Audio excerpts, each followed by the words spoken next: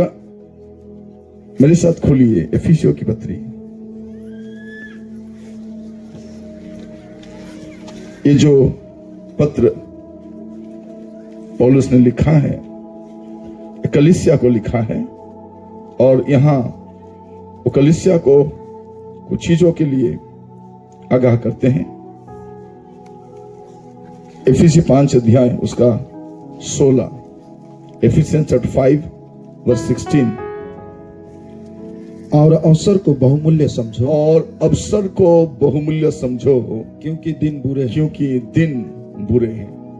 मैं प्रभु के दास के लिए भी धन्यवाद देना चाहूंगा। वो मेरे लिए इतने अच्छे से बाइबल पढ़ रहे हैं। प्रभु ने भी बहुत ऐसे आशीष दे और आने वाले दिनों में उसके सेवकाई में और बड़े ताकत से इस्तेमाल करें। यहाँ क्या लिखा गया है? और अवसर को बहुमूल्य समझो, क्योंकि दिन बुरे हैं। क्या लिखा गया है? अवसर को बहुमूल्य समझो। इंग्लिश में लिखा गया है ESV वर्जन में, make the best use of time because the days are evil. Make the best use of time because the days are evil. आने वाले समय सिर्फ बुरे हैं, और आने वाले समय में आप टिक नहीं सकोगे। ओडिया रे लिखा जाउछि, सुजोगर सद्व्यवहार करो कारण कालो मंद अटे। सुजोगर सद्व्यवहार करो कारण कालो मंद अटे। अवसर को बहुमूल्य समझो, क्योंकि दिन, आने वाले दिन, सब दिन, हर दिन बुरे ही हैं। आने वाला समय अच्छा समय नहीं है। बाइबल हमें यह बताता है, आप लोग रहने के लिए तैयारी मत करना, जाने की तैयारी में रहना। हम लोग इस संसार में अच्छे से रहने के लिए प्रभु यीशु को विश्वास नहीं किया है।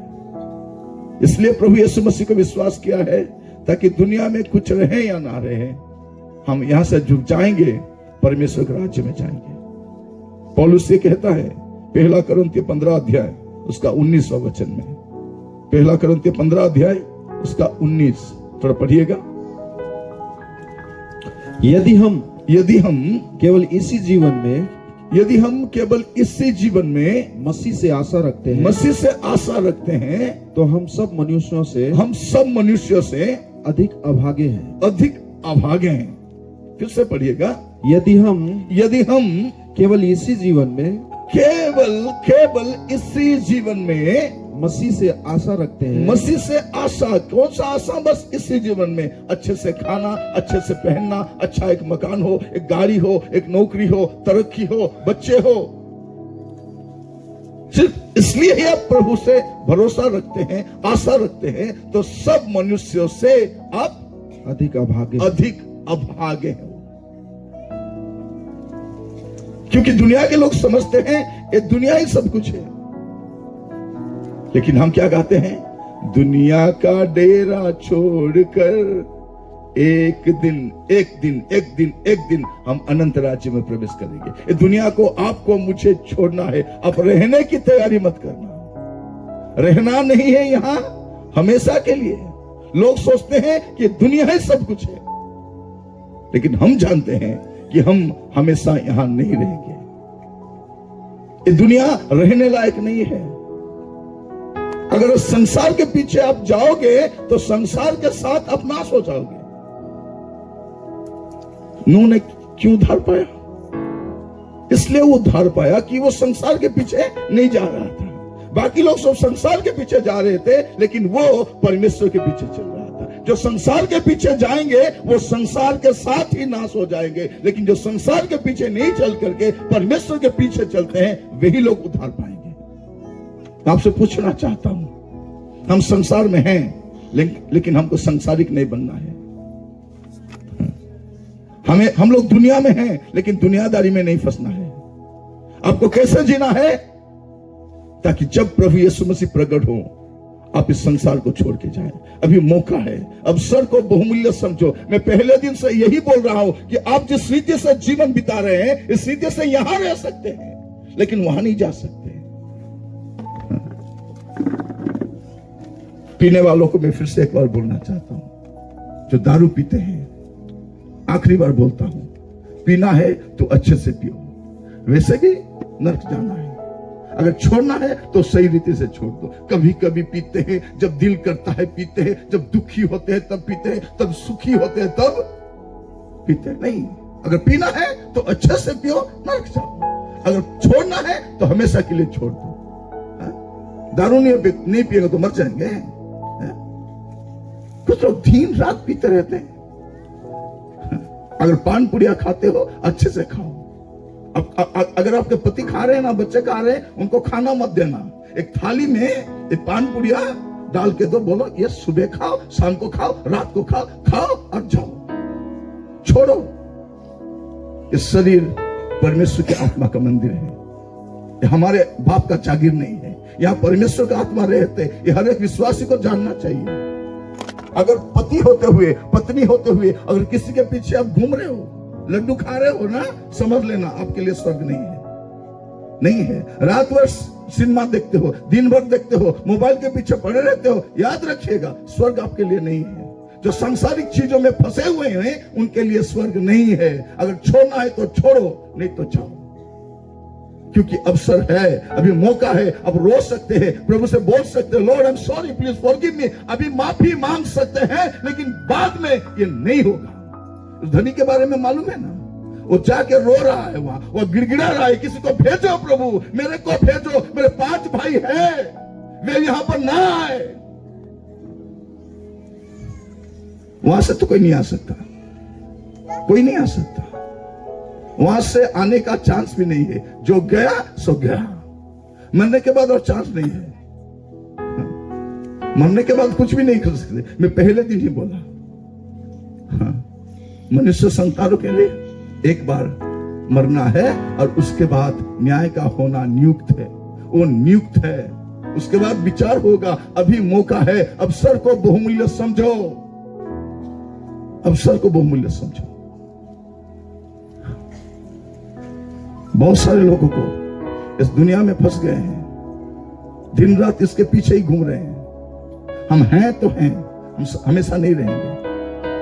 बहुत सारे लोग सोचते हैं नहीं नहीं प्रभु कभी कब आएंगे, पता नहीं, आएंगे कि नहीं पता नहीं। ये पास्टर लोग ऐसे ही चिल्ला चिल्ला के बोल रहे हैं, हमको फंसा रहे हैं, डरा रहे हैं, धमका रहे हैं। आपको डराने से हमको क्या मिलेगा? कुछ नहीं मिलने वाला है। बाइबल में क्या लिखा है? इब्रानियों की किताब उसका 10 अध्याय उसका 37, हिब्रू चैप्टर 10 वर्स 37।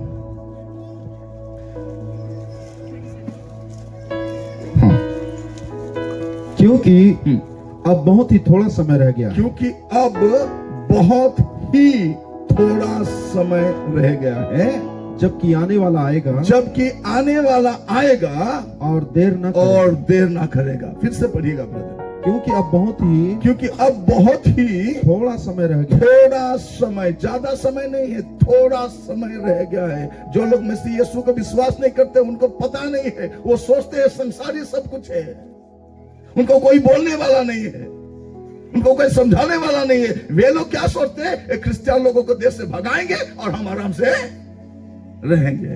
उनको पता नहीं हम हैं तो वे हैं, हम हैं तो वो हैं। हम नहीं रहेंगे तो वो भी, उनका हालत क्या होगा पता नहीं। हम दिन भर प्रार्थना करते हैं, देश के लिए प्रार्थना करते हैं, दुआ करते हैं, प्रभु हमारे देश को आशीष दे, शांति दे, बुराई से बचा, आशीष दे प्रभु। हम लोग प्रार्थना करते हैं। दुनिया में एक ही किताब है बाइबल, जो अपने देश के लिए प्रार्थना करना बोलता है, अपने देश के शासनकर्ता लोगों के लिए प्रार्थना करने बोलता है, अपने देश के राजाओं के लिए प्रार्थना करने के लिए, अपने अधिकारियों के लिए, अपने पड़ोसियों के लिए हम प्रार्थना करते हैं, हमको भगाएंगे। इसको बोलते हैं विनाश काल में विपरीत बुद्धि। अगर हम जाएंगे तो वो भी खाएंगे, बाद में ढूंढेंगे हमको। वे लोग थे तो कुछ होता था, क्योंकि हम प्रार्थना करते हैं प्रभु हमारे देश को आशीष दे, बुराई से बचा प्रभु, और प्रभु सारे परेशान से बचा प्रभु, आशीष दे प्रभु। हम प्रार्थना करते हैं, हमको भगाएंगे। हमको भगाने की जरूरत नहीं है। वैसे भी हम थोड़े दिन के मेहमान हैं। जब प्रभु यीशु आएंगे हम चले जाएंगे। हम तो जाने वाले हैं, हम यहां रहने वाले नहीं। थोड़ा समय है, अभी जीवन को सुधार सकते हैं। मैं मसीह विश्वासियों से बोलना चाहता हूं, अगर आपका जीवन ठीक नहीं है तो ठीक करो। ठीक है जैसा एक्टिंग मत करो। आजकल बहुत एक्टिंग चल रहा है कि नहीं? पति पत्नी में नहीं पड़ता है, बातचीत नहीं करते, लेकिन इतना एक्टिंग करते हैं, लोगों को पता चलता है कि ये लोग बहुत प्रेम से हैं। उनको देख के हम सोचते हैं देखो कितने प्रेम से हैं, कितने प्रेम से। एक बार क्या हुआ, एक मीटिंग में गया था, एक सिस्टर आई थी, वो सोना पहनी है, अच्छा कपड़ा पहनी है, सोने का कंगन ये सब पहन के आई है। केमती आसी छी बांटा बांटा ही आसी थी, नई नई आसी छी। मैंने पूछा कल क्यों नहीं आई? निकल मेरे पति ने मेरे को बहुत कूटा था, दारू पी करके मेरे को बहुत मारा था, इसलिए मैं नहीं आ पाई। बोला आज कैसे आ गया? नहीं वो दारू पी के सोया है, इसलिए आप आए हो तो वचन सुनने के लिए मैं आया हूं। उससे देखकर सिस्टर लोग क्या बात करते हैं, देखो इसका नसीब कितने आराम से है, कितना सोना पहनी हुई है, आराम साड़ी पहनी है, 18 से महारानी जैसा है। मार खा के उसका हालत कैसा हो गया है, वो बैंड हो गई है। लोगों के जो बाहर का पहनाव देखकर मत समझ लेना कि अच्छे है। हमारे घर में जो लोग आते हैं, हमारे बच्चों को देख के क्या बोलते हैं, देखो कितने खुश नसीब है इनके बच्चे, इतने अच्छे पढ़ाई लिखाई कर रहे हैं, इतने सुंदर गाना गाते हैं, क्या क्या इतने अच्छे। उनके माता पिता को पता है कि ये कैसे हैं। अभी प्रभु को बोल रहे, प्रभु आपने क्यों दिया ये सब? मैं आप लोगों से बोलना चाहता हूं, हमारे हालत कैसा है ये बाहर वाले नहीं जानते। याद रखिए, जो मसीह विश्वासी है उनको पता नहीं, लेकिन हमें मालूम है जो दारू पीने वाले क्रिश्चियन नहीं है। दूसरों के बीवी के पति के पीछे जाने वाले वो क्रिश्चियन नहीं है। वो पान पुड़िया खाने वाले क्रिश्चियन नहीं है। रात में टीवी देखने वाले क्रिश्चियन नहीं है। व्यभिचार करने वाले क्रिश्चियन नहीं है। चोरी करने वाले क्रिश्चियन नहीं है। लोगों के संपत्ति को हड़पने वाले क्रिश्चियन नहीं है। बाकी लोग कर सकते हैं, लेकिन हम नहीं कर सकते। ये करके यहां रह सकते हैं, लेकिन ये सब करके स्वर्ग नहीं जा सकते। अभी मौका है, अवसर को बहुमूल्य समझो, क्योंकि दिन बुरे हैं। आने वाले समय अच्छा समय नहीं है, अच्छा समय नहीं है। इतना खराब समय आ रहा है कि संसार के लोगों को मालूम भी नहीं है, यहाँ के साइंटिस्ट लोगों को मालूम नहीं है, यहाँ के अधिकारी लोगों को मालूम नहीं है, जो धनी लोग हैं उनको मालूम नहीं है, उनको मालूम नहीं है। बाइबल क्या बताता है? दानियल की किताब थोड़ा देखिए, 12 अध्याय, उसका पहला और दूसरा वचन। Daniel chapter 12 verse 1 and 2। उसी समय मिकाएल नाम का बड़ा प्रधान जो तेरे जाति भाइयों का पक्ष करने को खड़ा रहता है, वो उठेगा। तब ऐसे संकट का समय होगा जैसे किसी जाति के उत्पन्न होने के समय से लेकर अब तक कभी हुआ ना हो। ऐसे संकट कभी भी नहीं हुआ है। ऐसे एक संकट आने वाला है। बीमारी, बहुत बड़े बीमारी आने वाला है। धरती पर बहुत बड़े संकट मंडरा रहा है। उसके नीचे क्या लिखा गया है? परंतु उस समय तेरे लोगों में से जितनों के नाम परमेश्वर की पुस्तक में लिखे हुए हैं वे बच निकलेंगे। सब बच नहीं निकलेंगे, वे बच निकलेंगे। सब नहीं। यहाँ जब बैठे हैं मरा क्रिश्चियन सब नहीं जाएंगे। सब नहीं जाएंगे। जिन लोगों के नाम परमेश्वर के किताब में लिखा गया है, या आधार कार्ड में है, या राशन कार्ड में है, या कोई कार्ड में है ना, वो कार्ड में यहाँ के लिए हम 2 जगह के नागरिक हैं। एक भारत के नागरिक हैं और एक स्वर्ग के नागरिक है। भारत के नागरिक कैसे है? क्योंकि यहाँ हम पैदा हुए हैं। India is our birth right, और स्वर्ग हमारे rebirth right. India is our birth right and heaven is our rebirth right. ये भारत हमारे जन्म सिद्ध अधिकार है और स्वर्ग हमारे पुनर्जन्म सिद्ध अधिकार है। जो लोग पुनर्जन्म पाए हैं स्वर्ग उन्हीं का है, क्योंकि उनका नाम वहां लिखा गया है। एक बार मैंने एक छोटे बच्चे को पूछा, बाइबल में वो लाजरस का नाम लिखा गया है, वो धनी का नाम क्यों नहीं लिखा गया? है कि नहीं? इतना बड़ा धनी है, कम से कम उसका नाम तो लिखा जाना, फलना वलना हो, लेकिन उसका नाम नहीं लिखा गया है। क्या लाजरस का नाम, एक भिखारी, एक कंगाल, उसका नाम लिखा गया है। मैंने पूछा एक बच्चे को, क्यों नहीं लिखा गया? वो बोला सिंपल है अंकल, सिंपल है। मैं जो क्लास में हूं, मेरे मैडम को हम सबों का नाम मालूम है कि हम सबों का नाम अटेंडेंस रजिस्टर में है, लेकिन जो बाहर घूम रहे हैं उनके नाम मेरे दीदी को मालूम नहीं है। वैसे ही जिन लोगों जो स्वर्ग जाएंगे उन्हीं का रजिस्टर प्रभु मेंटेन कर रहे हैं, जो नर्क जाने वालों का नहीं है। आपका नाम है कि नहीं?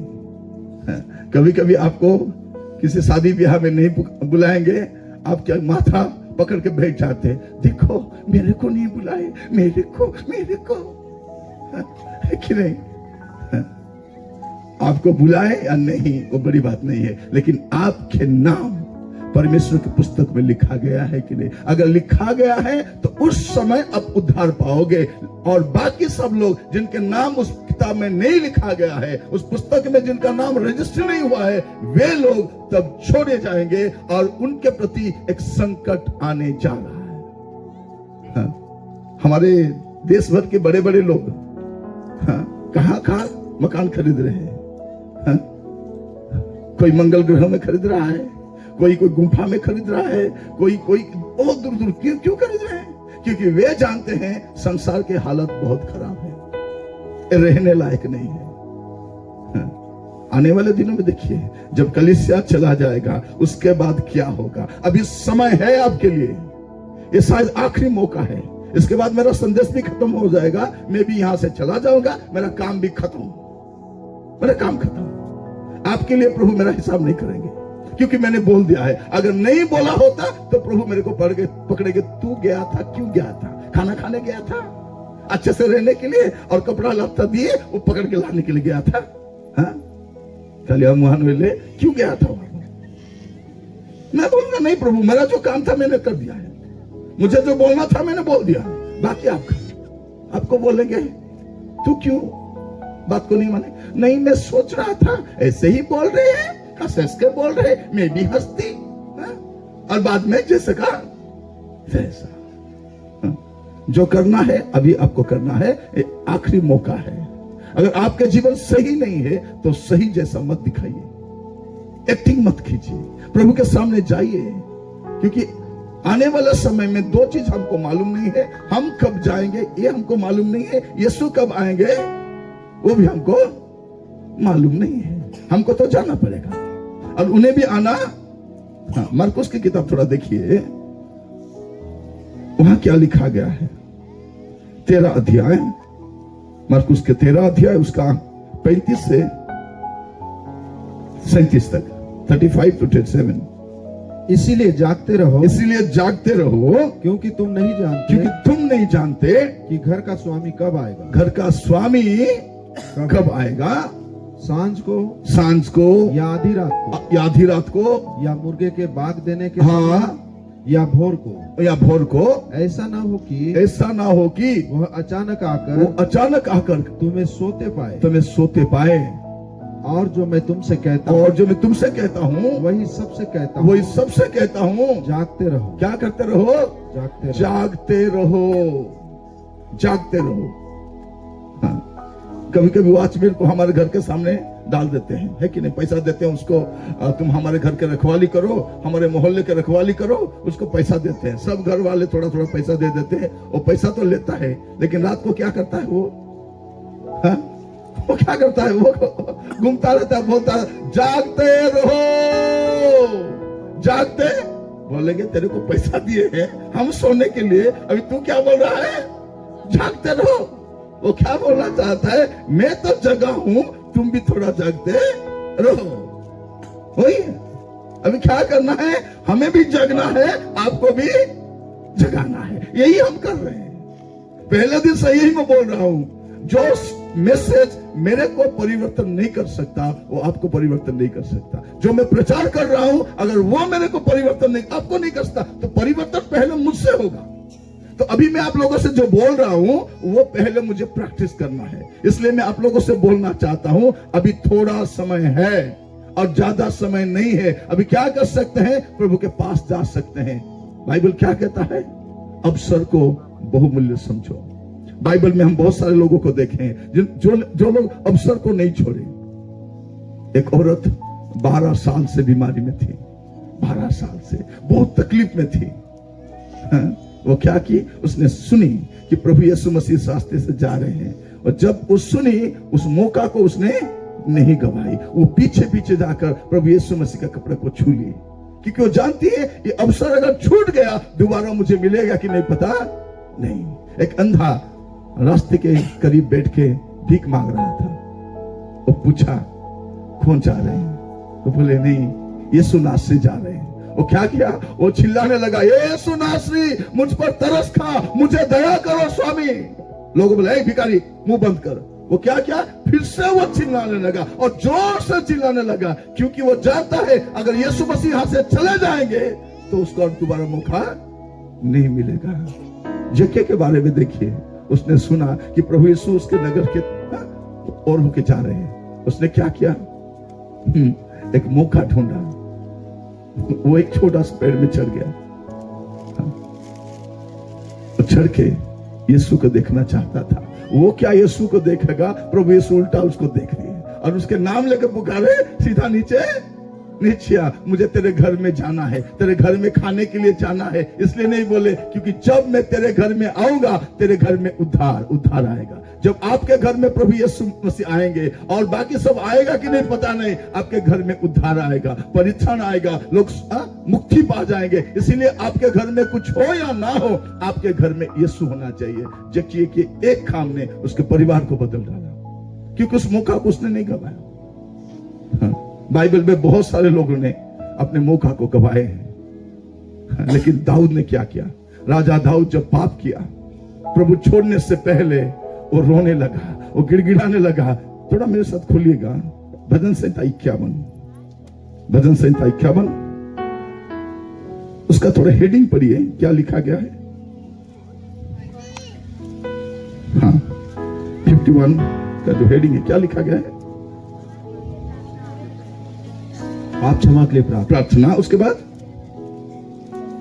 हे परमेश्वर, नहीं, प्रधान बजाने वाले के लिए, प्रधान बजाने के लिए दाऊद का भजन, जब नातान नबी उसके पास इसलिए आया कि वह बत्शेबा के पास गया। हाँ, जब नातान नबी उसके पास आया तब दाऊद ने क्या किया?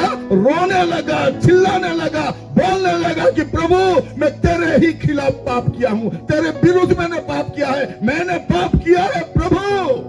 कब बोला? जब नाथन नबी, हमारे पास बहुत सारे नबी आते हैं, है कि नहीं? बहुत सारे प्रोफेट आते हैं। किस लिए आते हैं? प्रॉफिट के लिए आते हैं। वे नबी कुछ काम के नहीं है, लेकिन आज कलीसिया में, हमारे मंडली में, हमारे विश्वासियों के बीच एक नाथन नबी की जरूरत है, जो आएंगे और लोगों को उनके पापों के बारे में बोलेंगे कि पाप से निकल आओ, परमेश्वर जानते हैं तुम्हारे बारे में। ये बोलने वाला नाथन एक चाहिए, और वो नाथन नबी अभी नहीं है। प्रार्थना करो, प्रभु हमारे मोहल्ले में, हमारे कलीसिया में, हमारे जिले में प्रभु एक नाथन को भेज दे प्रभु, ताकि जो लोग पाप में डूबे हुए हैं, जो लोग पाप में फंसे हुए हैं, पाप करके मजे ले रहे हैं, वो बोले कि प्रभु मुझे माफ कर दे। जब नाथन आएंगे तब ही दाऊद परिवर्तन होगा। इससे पहले बहुत लोग आए होंगे, खाए होंगे, जाए होंगे, दाऊद को तारीफ किए होंगे, दाऊद अपने बहुत अच्छा काम किया, देखो उसके पति युद्ध में मारा गया, वो बहुत दुखी थी, आपने बहुत अच्छा काम किया, उसको अपने पत्नी के स्वरूप में घर में लाए, और हम बहुत खुशी हैं कि वो अभी पेट में है। हाँ? अभी वो रानी बनने जा रहा है, उसके बेटे एक राजकुमार बनने जा रहा है, वो खा के चले गए होंगे। लेकिन नाथन ने आया, जब नाथन नबी ने आए तभी भी दाऊद बोला होगा, सर थोड़ा नाश्ता करके जाइए। वो क्या बोले होंगे, आज नाश्ता करने नहीं आया हूं, नाश्ता देने आया हूं। तेरे को क्या दे, तेरे को नाश्ता देने आया हूं। अब क्या चाहिए, एक नाथन नबी चाहिए हमारे कलीसिया में, हमारे विश्वासियों के बीच में एक नाथन चाहिए। अब प्रार्थना करो, प्रभु हमारे मंडली, हमारे विश्वासी, हमारे बच्चे, आपके सेवा करने वाले लोग प्रभु अभिषेक को खोने जा रहे हैं। प्रभु एक नाथन को भेज प्रभु, ताकि वे आए और उनके मुंह के ऊपर बोले कि तुमने गुनाह किया है, तुमने पाप किया है। अभी मौका है मेरे भाई, अभी मौका है मेरे बहन, अभी आप रो सकते हैं, प्रभु से बोल सकते हैं कि प्रभु जी मैंने आपके खिलाफ पाप किया है, प्रभु आप कृपया मुझे दया करो स्वामी। अभी रो सकते, मैं बोलना चाहता हूं, अभी आपके पाप क्षमा हो सकता है, आपके गुनाह क्षमा हो सकता है। अब जितने बड़े पाप भी किए होंगे, याद रखिए आपको पवित्र आत्मा चाहिए, पवित्र आत्मा चाहिए। और जब तक आप पवित्र बने रहेंगे, पवित्र आत्मा आपके साथ रहेंगे। दाऊद क्या कहता है, थोड़ा मेरे साथ पढ़िएगा, वर्ष 3 51 51 उसका 3। मैं तो अपने अपराधों को जानता हूं, मैं तो अपने अपराध को जानता हूं। आप जानते हो, आपके बारे में कोई जाने या ना जाने, आप तो जानते हो। आपके पति नहीं जानते होंगे, आपके पत्नी नहीं जानती होगी, आपके माँ बाप नहीं जानते होंगे, आपके पासवान, आपके मोहल्ले वाले नहीं जानते होंगे, लेकिन आप तो जानते हो। वो क्या बोलते हैं, फिर से बढ़िएगा, मैं तो अपने अपराधों को जानता मैं हूं, तो अपने अपराध को जानता हूं, और मेरा पाप निरंतर, और मेरा पाप निरंतर मेरी दृष्टि में रहता है। मेरे दृष्टि में रहता है। दाऊद लोगों से छिपाना चाहते हैं, आप लोग भी अपने पाप को छिपाना चाहते हो। याद रखिए, पाप छिपने वाला नहीं है, पाप छिपेगा भी नहीं। अभी मौका है आपको, प्रभु आपके पाप के कारण आपको दंड देने से पहले, हमारे देशवासी नहीं जानते हैं, हाँ?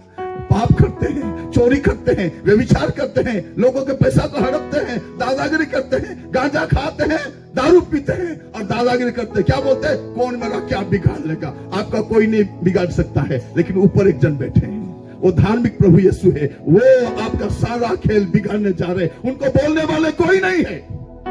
हमारे जो लोग हैं हमको सताते हैं, कलीसिया को तोड़ते हैं, प्रभु के पासवानों को मारते हैं, विश्वासियों को गांव से भगाते हैं, उनको बोलने वाला कोई नहीं है।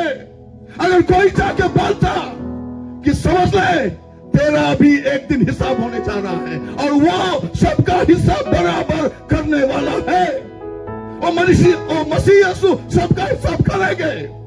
लोग सोचते हैं क्या, एक क्रिश्चियन लोग बेवकूफ है। हम बेवकूफ थे जब यीशु मसीह को नहीं जानते थे, ग्रहण नहीं किए थे, विश्वास में नहीं थे, तब बेवकूफ थे। लेकिन आज हम जानते हैं, अगर हम कोई गुनाह करते हैं तो हमें मालूम है उसका सजा भी है। दारू पीते हैं तो हम जानते हैं इसका सजा है। कोई गलत काम कर जानते हैं, कोई जाने या ना जाने, हम तो जानते हैं। मैं आप लोगों से बोलना चाहता हूं, याद रखिए, कोई भी प्रभु का हाथ से छूटेगा नहीं। सब एक दिन पकड़ में आएंगे, पकड़ में आएंगे। दाऊद कहता है, मेरे साथ खोलिएगा 2 कोरिन्थियों 5 अध्याय उसका 10, 2 कोरिन्थियंस चैप्टर 5 वर्स 10। क्योंकि अवश्य है कि हम सबका हाल, हाँ, हम सबका हाल, जो संसार में है, पैदा हुए हैं, हम सबका हाल मसीह के न्याय आसन के सामने, मसीह के न्याय आसन के सामने खुल जाए। हाँ, कि हर एक व्यक्ति अपने वो किसी भी धर्म का हो, किसी भी जात का हो, यीशु को मानता हो या नहीं मानता हो, हर एक व्यक्ति को अपने अपने भले बुरे कामों का बदला जो उसके देह के द्वारा किए हो पाए। एक समय आता है, आपने जो भला काम किया है, जो बुरा काम किया है, इस सब का न्याय यीशु के सिंहासन के सामने होगा। ये उनको बोलने वाला कोई नहीं है, अभी तो बोल भी नहीं सकते।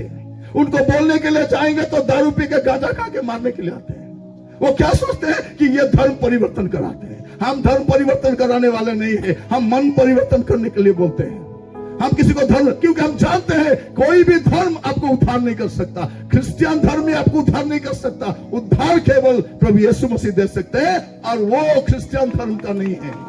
प्रभु यीशु क्रिश्चियन धर्म का आराध्य देवता नहीं है, वो सारे संसार का सृजनहार है, वो तारणहार है, और वो विचार करने आ रहे हैं, वो जल्दी आ रहे हैं।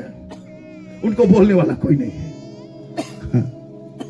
हमने कभी नहीं चाहा कि ये देश क्रिश्चियन देश बने, हमारा प्रार्थना भी नहीं है, हमारा ख्वाहिश भी नहीं है, लेकिन हम चाहते हैं कि मरने से पहले हर एक इंसान को जान लेना चाहिए कि उसके लिए एक तारणहार है, और मरने के बाद उसका विचार है, उसका न्याय होगा, और जरूर होगा। और वो कौन करेगा? वो यीशु मसीह ही करेंगे।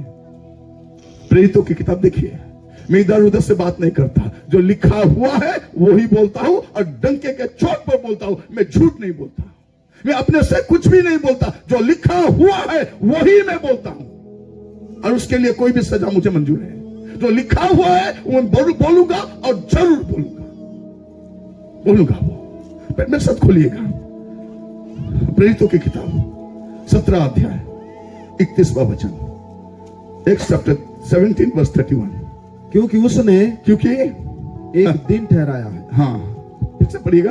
क्योंकि उसने एक दिन ठहराया है, एक दिन ठहराया है, जिसमें वह उस मनुष्य के द्वारा धार्मिकता से जगत का न्याय करेगा। क्या करेगा? एक दिन प्रभु यीशु मसीह आएंगे और धार्मिकता से न्याय करेगा। हाँ, जिसे उसने ठहराया है, और उसे मरे हुओं में से जिलाकर यह बात सब पर प्रमाणित कर दी है। संसार का न्याय करने वाला, विचार करने वाला एक ही है, वो प्रभु यीशु मसीह है। अभी आपके लिए मौका है, अवसर को बहुमूल्य समझो, क्योंकि दिन बुरे हैं, और ज्यादा समय नहीं है। आपको कुछ करना है, अभी कर सकते हैं। ये आपके लिए आखिरी मौका है। मैं तो बोल के चला जाऊंगा।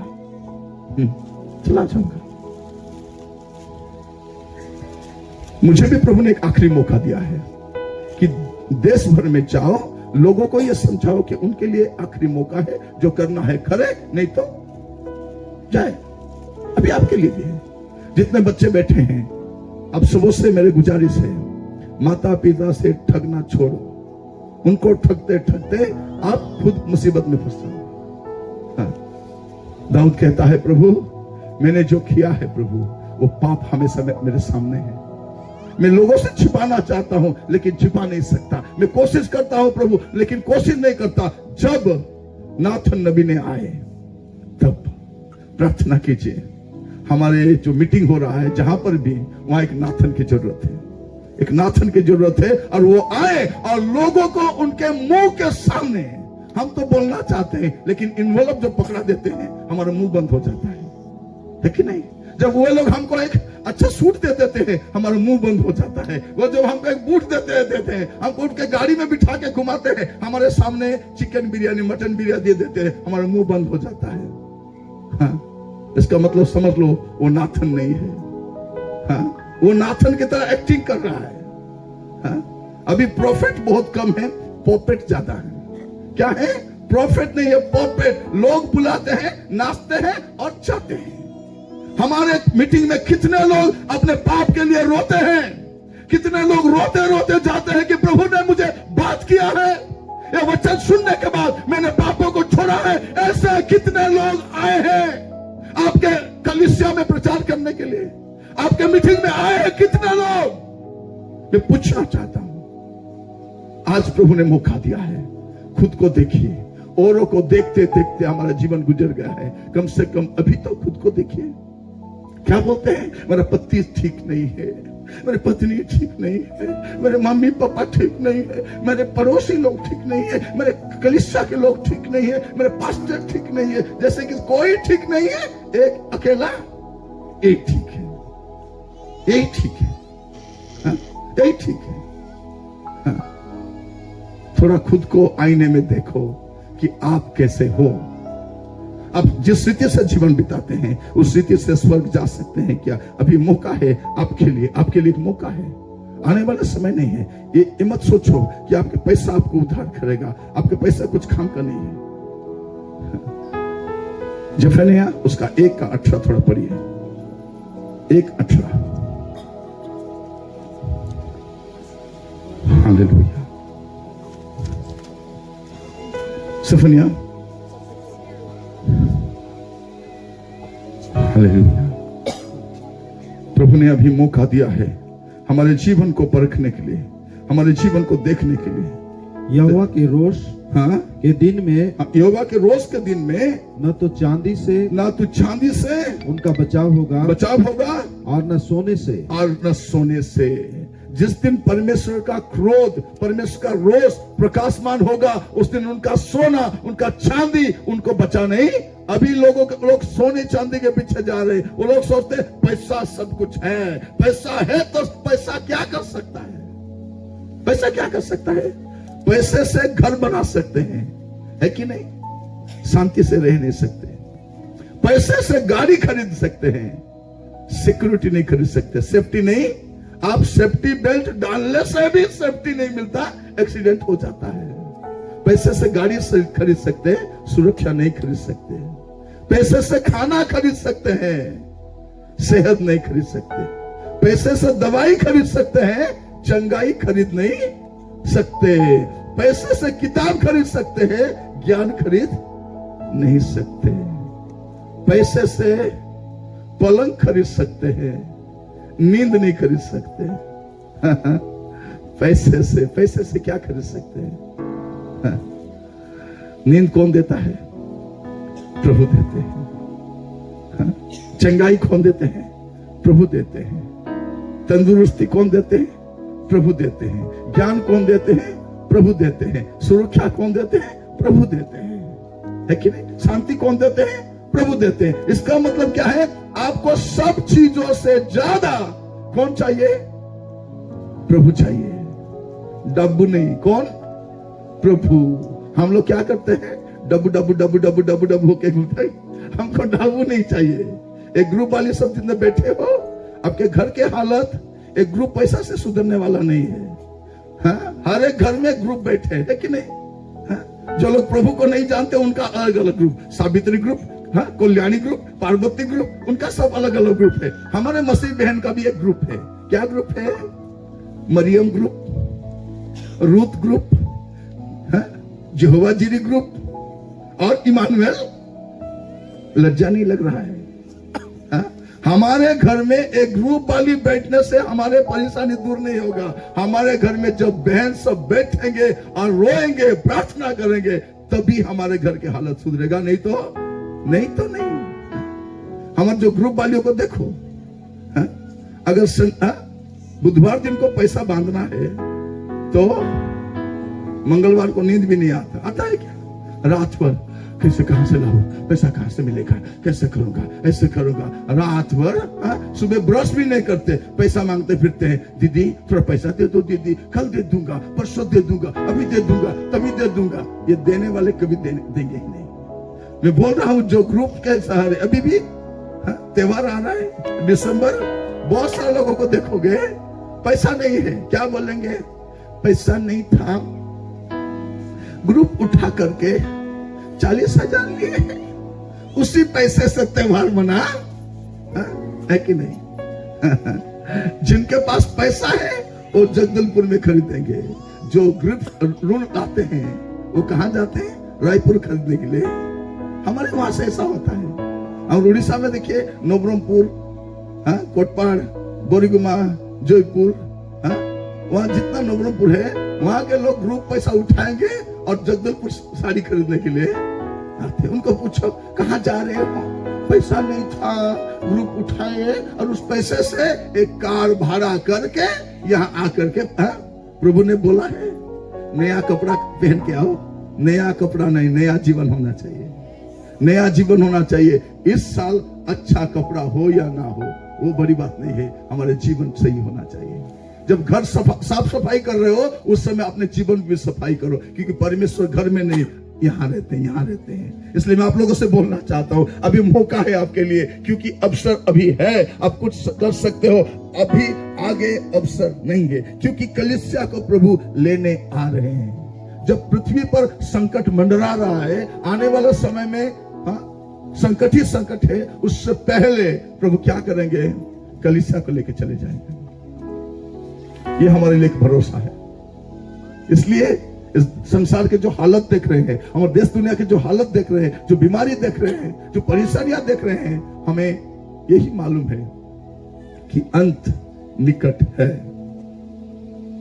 मेरे साथ खुलिएगा पहला पत्रस 4 अध्याय उसका 7वां वचन। पहला पत्रस 4 उसका 7। सब बातों का अंत तुरंत होने वाला है। क्या लिखा गया है? सब बातों का अंत तुरंत होने वाला है। अंडरलाइन करो, सब बातों, सब चीजों का अंत तुरंत होने वाला है। आगे और समय नहीं है। अवसर को बहुमूल्य समझो, क्योंकि दिन बुरे हैं, दिन बुरे हैं। आने वाले समय अच्छे समय नहीं है। मरते दम तक दारू पीने के लिए ठेका नहीं ले रखा है कि नहीं? जान जाता रहेगा, दारू पीने के बाद ही मरेगा, है कि नहीं? कभी कभी कुछ लोग मरने के बाद भूत बन के आते हैं। वो क्या बोलते? चाय मांगते हैं क्या? नहीं, मेरे को दारू दो, मैं दारू पीना चाहता हूं। मरने के बाद भी दारू चाहिए? क्या है? लोग देखो, कुछ लोग तो खाना पीना छोड़ दिए। सुबह उठने से दारू, रात को दारू, दिन भर दारू दारू दारू। हमारे उड़ीसा का एक भैया एक मीटिंग में आया था। हमारे वहां धनपुर है, या धनपुर जी है, हमारे एक धनपुर है, वहां एक मीटिंग चल रहा था। वो उस मीटिंग में आया था उसके दीदी के घर में। उसके दीदी बोले, अरे यहाँ एक मीटिंग चल रहा है, तो आएगा क्या? बोला, मैं मीटिंग जाने वाला नहीं, मीटिंग में नहीं जाता। उसके बोला, उसके बाद पूछा, वहां प्रचार करने कौन आ रहा है? वो तुरुक आ रहा है, तो जरूर जाऊंगा। वो बहुत कॉमेडी करता है, मैं कॉमेडियन हूं ना, वो बहुत अच्छा कॉमेडी करता है। वो आके बैठ गया पीछे, दारू पिया है इसलिए वो आगे नहीं आ सकता, वो पीछे बैठा है। मैं प्रचार करते करते बोला, ये दारू वाले जितने हैं याद रखो, आप सब जयपुर जाने की तैयारी करो, क्योंकि जो लोग पीते हैं, मैं उड़िया में बोला, जतकी मदुआ बसी छो जानी था सबुत में जयपुर जी। जयपुर बोले कौन चुटी जय सब लगी निया सब लगी निया जुटी के लिभ नहीं, जयपुर बोले। से मद पी कर घर तो जयपुर, से जयपुर पठाऊची। बाद में समझ में आ गया, क्योंकि मैं एक वचन निकाल करके बोला। मेरे साथ खुलिए पहला करंथिय उसका 6 अध्याय उसका 9 और 10। पहला करंथिय 6 अध्याय उसका 9 और 10। क्या तुम नहीं जानते कि अन्यायी लोग परमेश्वर राज्य के वारिस न होंगे। हाँ, धोखा न खाओ, न वेश्यागामी, न मूर्ति पूजक, न परस्त्रीगामी, न लुच्चे, न पुरुषगामी, न चोर, न लोभी, न पियक्कड़, या क्या है? न पियक्कड़, न गाली देने वाले, न अंधेर करने वाले परमेश्वर के राज्य के वारिस होंगे। परमेश्वर के वारिस नहीं होंगे। यहाँ पीने वाले भी नहीं जाएंगे। जब मैंने बोला, तब झाल फूटी गला, ये कैसा लिखा गया है? बाद में मैंने बोला, अभी मौका है, अगर छोड़ना चाहते हो तो छोड़ दो। वो पीछे घुटने में आकर रोने लगा, प्रभु मैं तो मुझे मालूम नहीं था कि पीने वाले नरक जाएंगे, मैं अभी छोड़ देता हूँ। वो दारू पीना छोड़ दिया। उसके बाद वो घर गया, उसका घर उमरकोट में है, वो वहां चला गया। और जाने के बाद वो नहीं पी रहा है। उसके पत्नी ने बोला, क्या हुआ जी, तबीयत ठीक है? कोई किसने आपको बोला? क्योंकि ये जो पत्नियां हैं उनको पीने से परेशानी है, नहीं पीने से भी परेशानी। वो तो नहीं पी रहा है तो खुश होना चाहिए। क्यों नहीं पी रहे हो जी? किसने आपको कुछ बोला? कुछ प्रॉब्लम है? पैसा नहीं है? क्योंकि हमारे बहन लोग पति को पैसा नहीं होने से ये खुद पैसा देते हैं। जी पैसा नहीं था, 200 रुपया है, 100 रुपये का पी लो और 100 रुपया लाके दो, सुबह नाश्ता वास्ता लाएंगे। इतने अच्छे बीवी कहाँ मिलेंगे लोगों को? ये दारू वाले को भी मिलते हैं, है कि नहीं? वो तो नहीं पी रहा है, उसका पत्नी पूछ रही है क्यों नहीं पी रहे हो? नहीं बोला, नहीं मैं नहीं पीऊंगा, आज से अब नहीं पीऊंगा। उसके बाद उसके दोस्त लोग आए, वो लोग बोले क्या हुआ भैया, तू इतने दिन रह गया अपनी दीदी के यहाँ, चल पिएंगे, चल पिएंगे। बोला नहीं रे, मैं और नहीं पीऊंगा। क्या डॉक्टर ने कुछ बोला? क्योंकि किडनी फिडनी खराब हो गया क्या बोल के डॉक्टर ने कुछ बोला? नहीं, डॉक्टर कुछ नहीं बोला। एक मीटिंग में गया था, वहां वो तुरुक आज्ञा वो बोल रहे थे दारू पीने वाले सर न चाहे, वो बोलता है, वो ऐसे ही बोलेगा, वो जिसको बोलेगा वो गाली देता रहेगा, वो ऐसे ही बोलता रहता है। वो बोला ऐसे ही नहीं बोल रहा है, लिखा हुआ है, दिखाया ये, वो खुल के दिखाया, देखो पियकर वाले नहीं जाएंगे। तो उसके 4 साथी भी छोड़ दिए, ये सब छोड़ दिए। तो वहां एक मीटिंग में गया था, ये और उसका 3 दोस्त आ गए हैं, पीने वाले सब छोड़ दिए। टिकट फुली छंती गालो मन फुली भारी थी आशी कर क्या बोले कि पास्टर जी हमारे लिए थोड़ा प्रार्थना करो, हम लोग प्रचार करने जा रहे हैं। देखा ये दारू वाले कहाँ प्रचार करने जा रहे हैं? इनको देखने से तो ये पीने वाले, क्योंकि पी करके सब खराब हो गया है, हालत पूरा खराब है। मैंने सोचा ये लोग कहाँ प्रचार करने जा रहे हैं। मैंने बोला कहाँ जा रहे हो? नहीं, तभी मेरे को पता चला कि क्या हुआ है। ये आपके मीटिंग में आया था वहां धनपुर में, आपने वहां प्रचार किया कि पीने वाले सब स्वर्ग नहीं जाएंगे। उस दिन से ये छोड़ दिया, ये हमारा गुरु था।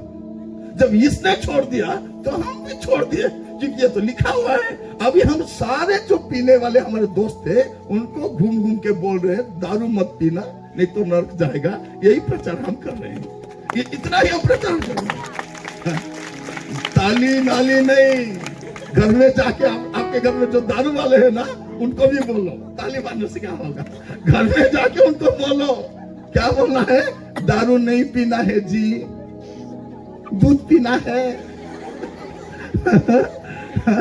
मांडिया वेज पीना है, दारू नहीं पीना है। दारू पिएगा तो जयपुर उसको बोल दो। आपके लड़की अगर रात भर मोबाइल पकड़ के बैठती है, उसको बोलो बेटी, मेरे प्यारे बेटी, नरक जाने की तैयारी में है, बोलो उसको। हाँ, आपके बच्चे को भी बोलो जो पान खा के आता है, माने क्या बताइए बेटा जाने की तैयारी में है। हाँ? आपके पति भी यहाँ वहां मुंह मार के घूम रहा है, बोलो ए जी थोड़ा सुनो, आप मेरे तरफ तो नहीं देखते और किसी को देखते घूम रहे हो ना, नरक जाने की होड़ में हो क्या, बोलो। और जो सिस्टर लोग भी पति जाने के बाद किसी को घर में बुला के बैठ के गप्पे लगाते हैं, तुम्हारे भैया काम गए हैं, घर में कोई नहीं है, मैं अकेली हूँ, जो बैठ के गप्पे लगाते हैं उनको भी बोलो ए दीदी, ओ दीदी जाने की तैयारी में हो क्या, उनको बोलो, बोलना चाहिए। उनको भी बोलो। जो झूठ बोलते हैं उनको भी बोलो, नरक जाने की तैयारी में हो क्या, बोलो। क्योंकि यहाँ स्पष्ट लिखा गया है लोभी भी स्वर्ग नहीं चाहेंगे। लोभी बोलने से कौन है? हम। अभी कितना डाले मालूम नहीं मेरे को, कुछ लोग तो दिए भी नहीं है? और डिब्बा ऐसे ही जा रहा था, ऐसे ऐसे ऐसे ऐसे करके ऐसे 5 मिनट में यहाँ डिब्बा आ गया।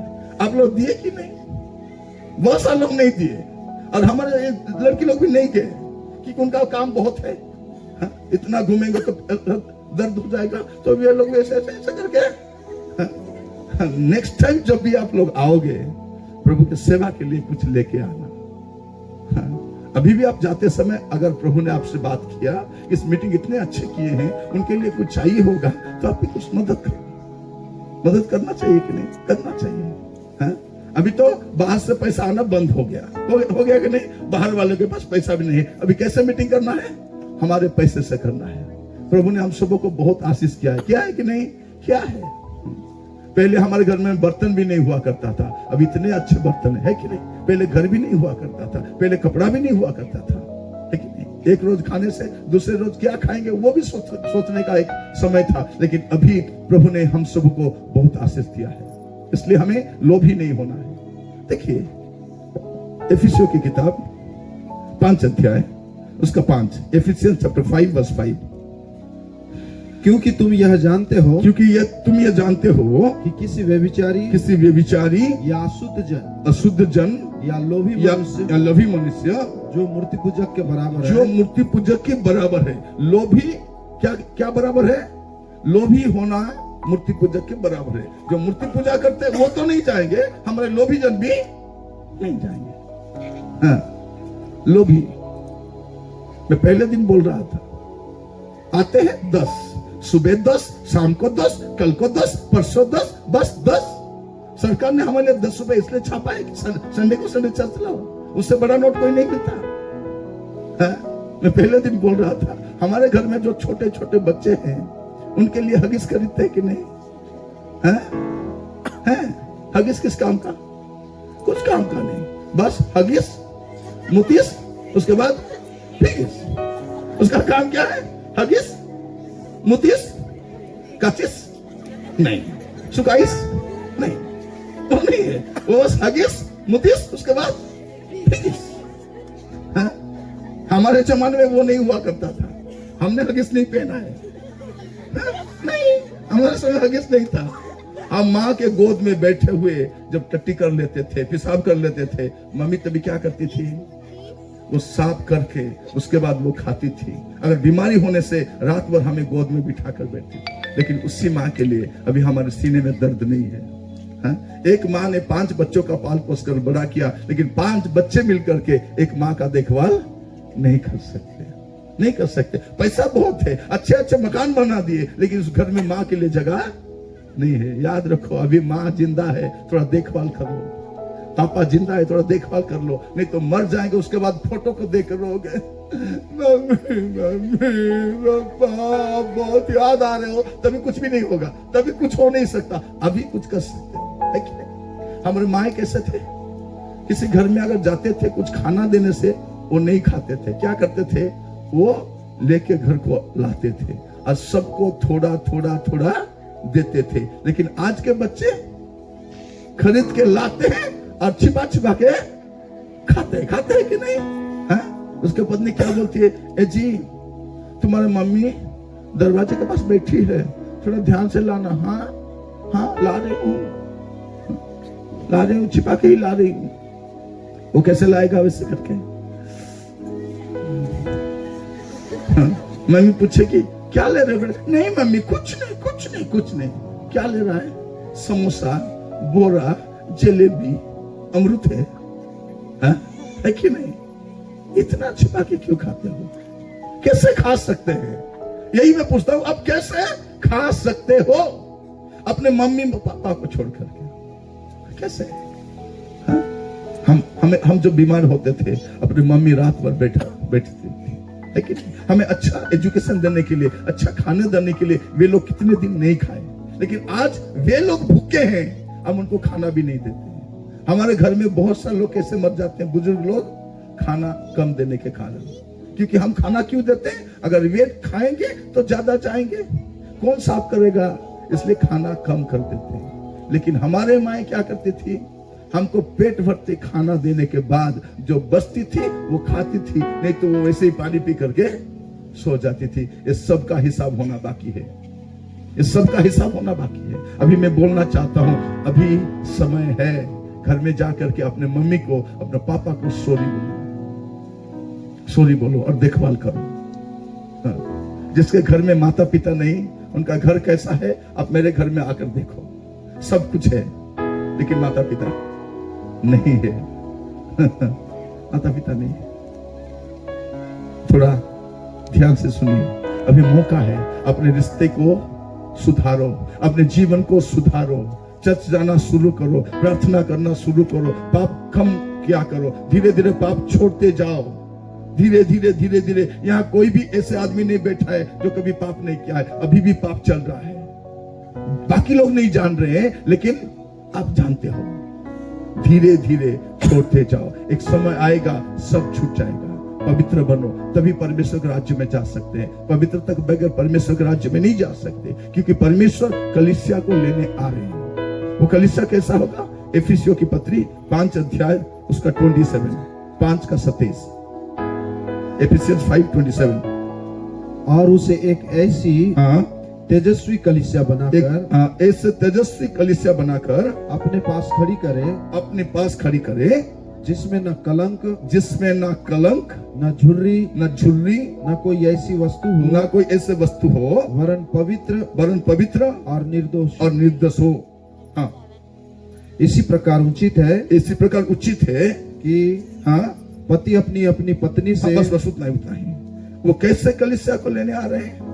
एक निष्कलंक, जिसके पास कोई झुर्रियां ना हो, वो जो निर्दोष हो, जो पवित्र हो, ऐसे कलीसिया को लेने आ रहे हैं। तो आप अपने आप को देखिए, क्या आप निर्दोष हो? क्या आप पवित्र हो? क्या आपका जीवन सही है? अगर नहीं है तो अभी मौका है मेरे भाई, मेरे बहन, अभी मौका है। आप प्रभु से बोल सकते हैं कि प्रभु आप मुझे क्षमा करो, मुझे माफ करो, क्योंकि अभी अवसर है।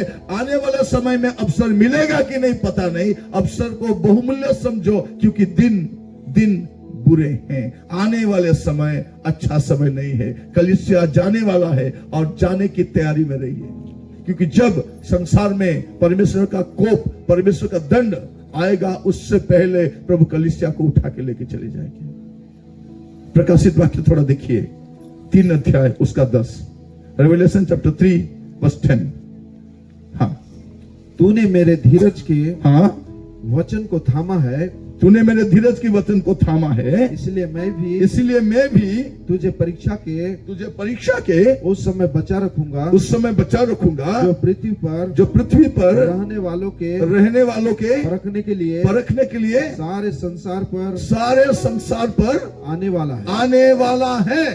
सारे संसार पर परमेश्वर का क्रोध, परमेश्वर का दंड आने वाला है, लेकिन वो इससे पहले कलीसिया को लेके चले जाएंगे। तो आप रहने वालों में मत रहिए, जाने वालों में तैयारी कीजिए कि जब प्रभु यीशु आएंगे आप उनके साथ मिलने के लिए जाएंगे, क्योंकि थोड़ा समय रह गया है। इस थोड़े समय में आपको और पवित्र बनना है, जो पवित्र है उसे और पवित्र बनना है, जो धार्मिक है उसे और धार्मिक बनना है, और पीछे नहीं चलना है। पीछे नहीं, कोई आपके संग चले या ना चले, नो टर्निंग बैक। कोई आपके साथ चलता है कि नहीं, बड़ी बात नहीं है, आपको आगे बढ़ना है, आगे बढ़ना है। कभी रविंद्रनाथ टैगोर, उनका एक लेख मेरे को बहुत अच्छा लगता है। वो क्या बोलते हैं? यदि तो डाक सुने क्यों ना आसे तो बे एकला चलो रे, यदि तो डाक सुने क्यों ना आसे तो बे एकला चलो। कोई तेरे पास नहीं आता है, तेरे संग नहीं आता है, तेरे पीछे नहीं आता है तो नहीं आने दो, लेकिन तू आगे बढ़ता जा, पीछे मत देख। मैं आप लोगों से बोलना चाहता हूं, आज के बाद कोई आपके संग आगे बढ़े या ना बढ़े, आपको सहायता करे या ना करे, कोई कलीसिया आए या ना आए, कोई पीछे हटे, कुछ भी हो जाए, लेकिन आपको आगे बढ़ना है। आगे मसीह जीवन आगे बढ़ने का जीवन है। दुख होगा, सताव होगा, परेशानियां होगा, बहुत सारे मुसीबतों को झेल करके आपको आगे जाना है, आगे जाना है, क्योंकि प्रभु यीशु ने कहा है।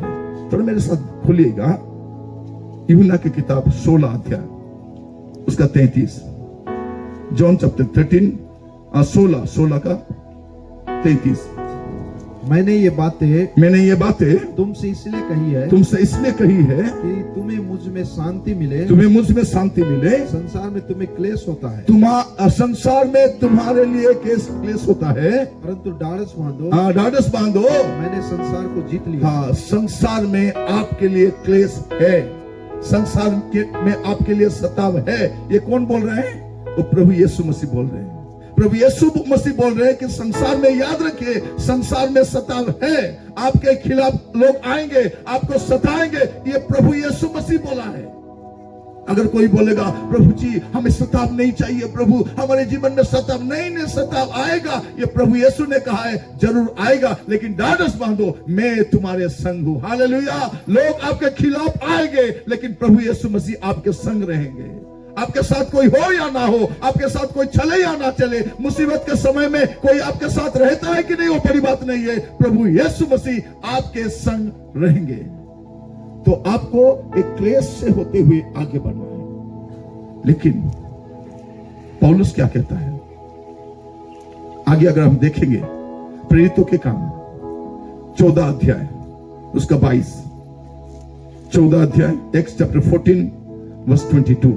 और चेलों के मन को स्थिर करते रहे। हाँ, क्योंकि वो अस्थिर थे, चेलों के मन को स्थिर करते हुए और यह उपदेश देते थे, और ये उपदेश देते थे कि विश्वास में बने रहो, विश्वास में बने रहो, और यह कहते थे, और ये कहते थे हमें बड़े क्लेश उठा। हाँ, प्रभु यीशु मसीह क्लेश बोले थे, अभी क्या हुआ?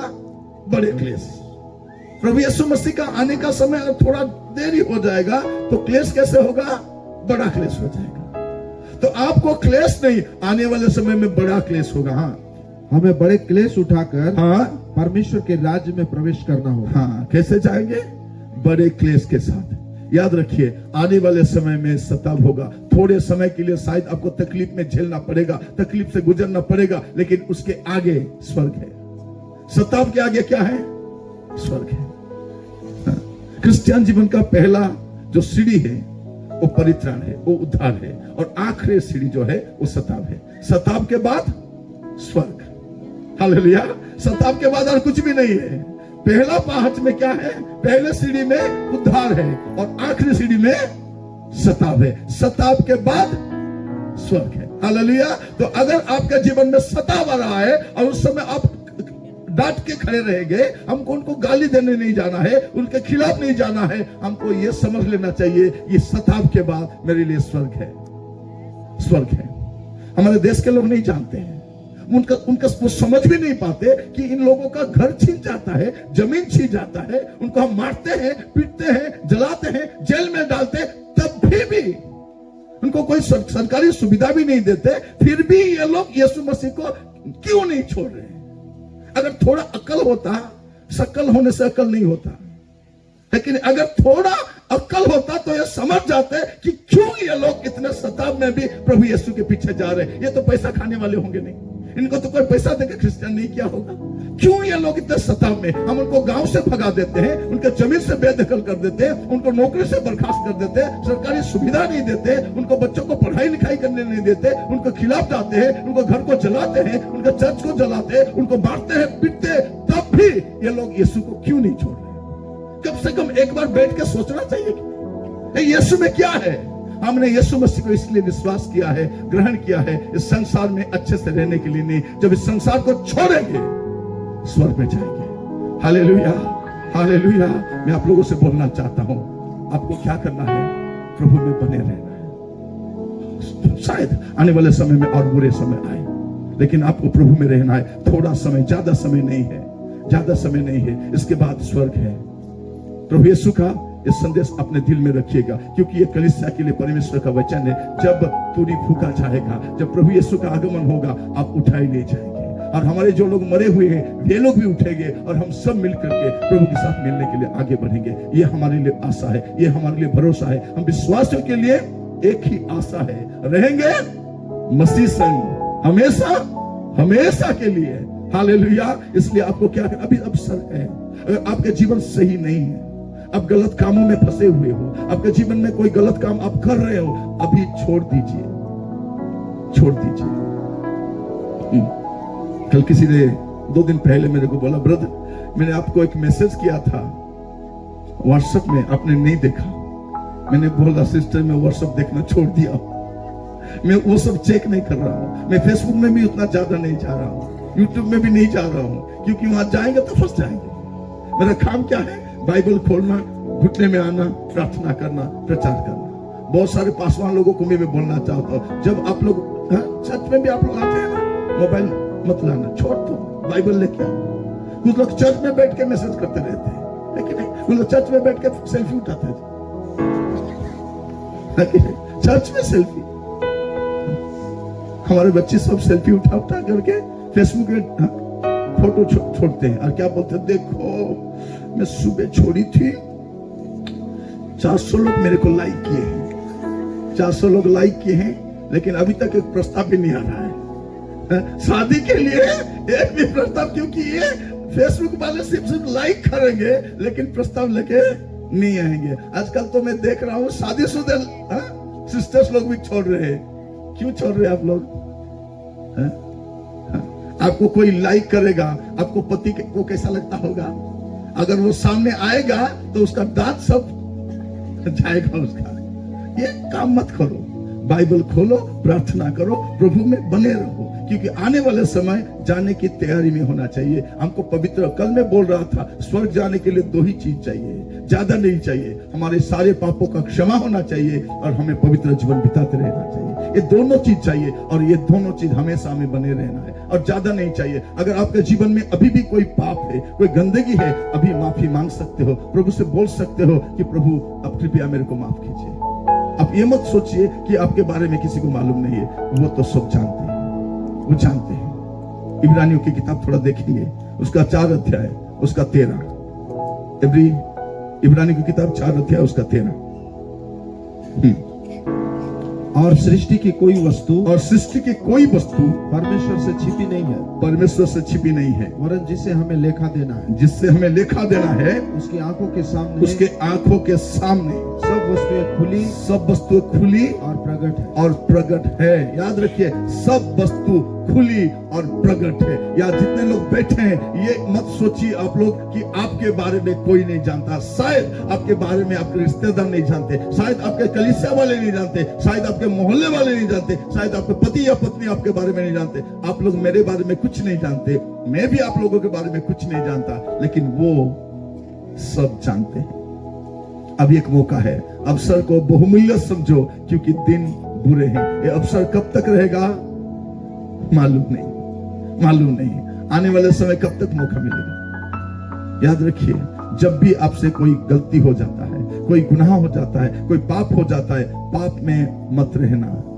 प्रभु के पास जाओ और चिल्लाओ और रोते हुए बोलो, प्रभु जी मुझसे ये पाप हुआ है, मेरे पाप को मेरे पति क्षमा नहीं कर सकते, मेरे पत्नी क्षमा नहीं कर सकती, मेरे बच्चे क्षमा नहीं कर सकते, मेरे माता पिता क्षमा नहीं कर सकते, लेकिन आप मेरे पाप को क्षमा कर सकते हो। प्रभु मैं आपके पास आता हूं, प्रभु कृपया मुझे दया करो। अभी बोल सकते हैं, अभी।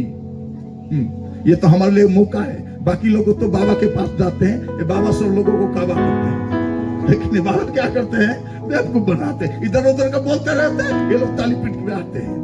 उनको पूछो शास्त्र में क्या लिखा गया है, मैं कैसे, मेरा पाप कैसा क्षमा होगा, थोड़ा मेरे को बोलो। मैं कैसे स्वर्ग जाऊंगा, उसके बारे में थोड़ा बोलो। मौत के बाद मेरा क्या होगा, उसके बारे में थोड़ा बोलो। शास्त्र में क्या, वो नहीं बोलेंगे, घुमाते रहेंगे, लोग जाते रहेंगे। अभी आपको क्या करना है, अपने जीवन के बारे में सोचना है, अपने बारे में। अगर कल मर जाएंगे तो क्या होगा, ये संसार छोड़ के चले जाएंगे तो क्या होगा।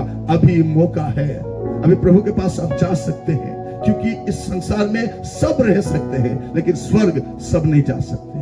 ये संसार सबके लिए है, धरती सबके लिए है। जो प्रभु को नहीं मानते वे भी रह सकते, दारू पीने वाले रह सकते, व्यभिचार करने वाले रह सकते, चोरी करने वाले, डाका डालने वाले, गलत काम करने वाले, सब बुरे काम करने वाले इस संसार में रह सकते हैं, लेकिन प्रभु के राज्य में नहीं जा सकते। प्रभु ने इस एक जगह बनाया, 2 पत्रस 3 अध्याय उसका 13 वचन पढ़ने से पता चलेगा। 2 पीटर चैप्टर 3 वर्स 13। पर उसकी प्रतिज्ञा के अनुसार, उसकी प्रतिज्ञा के अनुसार हम एक नए आकाश और नई पृथ्वी की आस देखते हैं, जिनमें धार्मिकता वास करेगी। कौन वास करेगा? वहां धार्मिकता, वहां कोई अधार्मिक नहीं जा सकता, कोई गलत काम करने वाले नहीं जा सकते। इसीलिए आपको मैं बोलना चाहता हूं, अगर आपके जीवन सही नहीं है तो एक्टिंग मत करना, क्योंकि वहां अधार्मिक लोग नहीं जा सकते। इसीलिए बाइबल में हम देखते हैं, प्रभु की आखिरी एक संदेश है, प्रकाशित वाक्य उसका 22 अध्याय उसका 11 वचन। Revelation chapter 22 verse 11। जो अन्याय करता है वो अन्याय ही करता रहे। अन्याय तो करता ही रहे। और जो मलिन है वह मलिन बना रहे। और जो धर्मी है वह धर्मी बना रहे। और जो पवित्र है वह पवित्र बना रहे। जो धार्मी है वो अधर्मी ना बने, वो धार्मी बना रहे। जो पवित्र है वो पवित्र बना रहे। आपके चारों तरफ अगर लोग पाप भी करते हैं, गलत काम भी करते हैं, पापों में फंसे हुए हैं, आप उनको देख करके मत करना। वो मत सोचना वो तो ये सब करके बच जाता है, वो दारू पीता है कुछ नहीं होता, वो चोरी करता है कुछ नहीं होता, वो तो गलत कुछ नहीं होता। अभी कुछ नहीं हो रहा है। मैं पहले दिन बोला था, मरने के बाद न्याय क्या होना नियुक्त है। मरने के बाद होगा, विचार होगा, सबका होगा और बराबर होगा। इसलिए प्रभु यीशु मसीह आ रहे हैं। दोबारा क्यों आ रहे हैं? सूली पर मरने के लिए नहीं आ रहे हैं। जो लोग उसको ग्रहण नहीं किए, उसके बातों को नहीं माने, पापों में जीवन बिताते हैं, गलत कामों को करते हैं और क्या करते हैं, प्रभु यीशु मसीह को ठुकराते हैं, उनको सजा देने के लिए वो आ रहे हैं। ये वचन में लिखा गया है। डराने की बात नहीं है। हम लोगों को डरा कर फुसला के क्रिश्चियन नहीं करते, सीधे बात बोलते हैं, नो बकवास।